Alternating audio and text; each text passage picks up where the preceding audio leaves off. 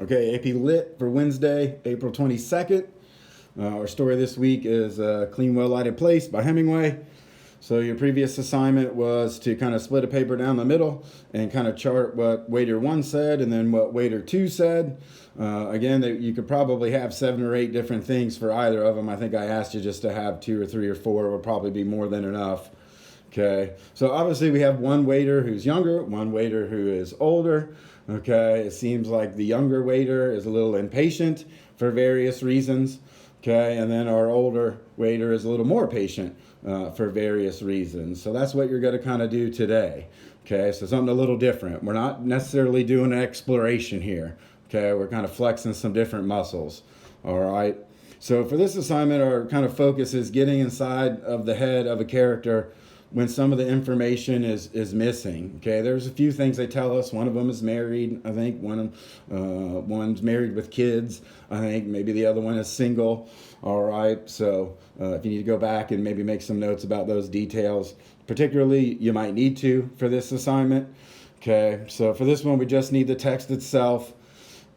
All right, so our assignment for Wednesday, or for Thursday, I guess, is when you're going to turn it in, is just 2 5 or 6 sentence body paragraphs. So choose one of the waiters, okay? Either the apathetic one or the empathetic one, okay?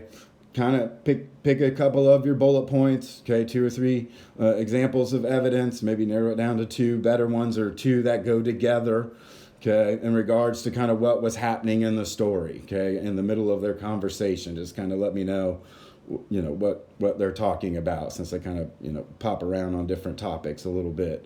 Okay, so those are going to be your 2 bodies. All right, so again, just 5 or 6 sentences. A topic sentence would be great. I don't know if you necessarily need to summarize it, but don't end your paragraph with a quote ever. All right, so let's at least please avoid that. Okay, so for the first body, you will use 2 quotes from the text, okay, just based on one waiter. All right. And then in the second one, I need you to speculate on why you think that waiter feels the way they do, okay, based on that limited information we have about either of them. Okay, so obviously, keep it within the realm of possibility, but we need to be a little kind of armchair psychologist here. So just tell me about that person. Why does that waiter react the way they do? All right. And that's your second body. And again, no quotes in that one. Okay. And then, of course, begin with a thesis statement that argues something. Maybe do this at the end. Maybe let's reverse engineer this. Write your body paragraphs first. See what you kind of came up with. Then pull together a thesis statement. Okay. And again, that can be separate. Just, instead of doing an intro, just do 1-line thesis, body, and then a 1-line summary. Okay, so hopefully just a grand total of about 12 to 14 sentences should be more than enough. All right.